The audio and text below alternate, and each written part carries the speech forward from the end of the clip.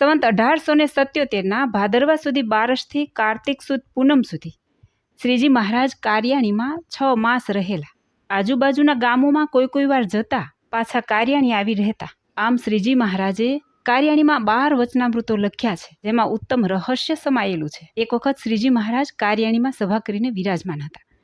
તે વખતે વીરદાસ પટેલનો સાથી પૂછવા આવ્યો કે આજે અમે સાતી કે ખેતર લઈ જઈએ? ત્યારે પટેલે કહ્યું, આપણું 200 વીઘાનું મોટું ખેતર છે, ત્યાં જાઓ. એમ કહી પટેલે ફરીથી સાથીને પાછો બોલાવી ભલામણ કરી કે જુઓ, ખેતરમાં અમુક ઠેકાણે બૂઢ ઠૂઠા છે, તેની બરાબર ખબર રાખજો, નહીંતર રાપડીઓ ભાંગી જશે. પછી શ્રીજી મહારાજે પટેલને પૂછ્યું કે અવડા મોટા ખેતરમાં બૂઢ ઠૂઠા ક્યાં છે, તેની તમને શી રીતે ખબર પડે? ત્યારે તેમણે કહ્યું, મહારાજ, ખેડૂ લોકો એવો બહુ ખ્યાલ રાખીએ.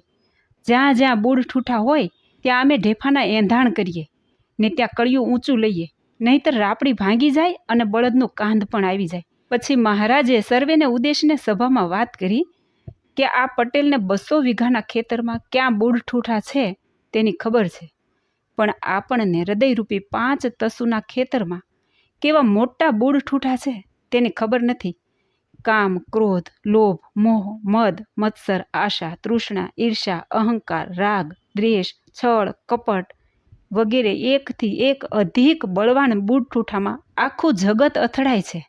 માટે ભગવાનના ભક્તોએ તેનો પૂરેપૂરો ખ્યાલ રાખી સાવધાનપણે વર્તવું, જેથી જગતના જીવની પેઠે મુમુક્ષુઓને કોઈ પ્રકારની અથડામણ ન થાય. વળી એક વખત શ્રીજી મહારાજ વસ્તા ખાચરના દરબારમાં ઢોલિયા ઉપર વિરાજમાન હતા. એ ટાણે કોઈ ભક્તજને કેરીઓ ભેટ ધરી. આ વખતે વસ્તા ખાચરના દીકરા જોઈતા ખાચર પોતાની ડોકમાં સોનાની ઉતરી પહેરીને પાસે બેઠા હતા. તેના સામું જોઈ લાંબો હાથ કરી મહારાજે કહ્યું, જોઈતા લે કેરી. એટલે જોઈતો મહારાજનો ઢોલિયો ઝાલીને ઊભો થયો. ત્યારે મહારાજ કહે, ઉતરી આપ તો કેરી આપું. પછી જોઈતા ખાચરે ડોકમાંથી ઉતરી કાઢીને મહારાજના હાથમાં આપી. એટલે મહારાજે તેને કેરી આપી. પછી ફરીથી મહારાજે કહ્યું, જોઈતા લે કેરી.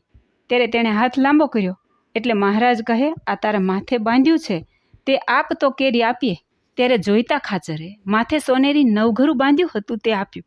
એટલે મહારાજે તેને કેરી આપી. પછી મહારાજે સભામાં વાત કરી કે આ બાળક છે, તેને કાંઈ ખબર છે કે આ ઉતરીમાં ગાડા કેરીઓ સમાયેલી છે? તે એક કેરીને બદલે આપી દીધી. તેમ આ જીવ બાળક જેવો છે. તે ભગવાનને મેલીને પંચ વિષયના સુખ સારું જ્યાં ત્યાં ભટક્યા કરે છે, પણ તેને એ ખ્યાલ નથી આવતો કે ભગવાનને શરણે જવાથી સર્વ સુખ મળે છે ને બધા દુઃખ કાયમને માટે દૂર થાય છે. માટે પ્રભુના ભક્તોએ બાળકની પેઠે જગતના નાશવંત અને અલ્પ સુખમાં લોભાઈને શાશ્વત સુખ શાંતિના નિધિ પ્રભુનો ત્યાગ ન કરવો. જય શ્રી સ્વામિનારાયણ.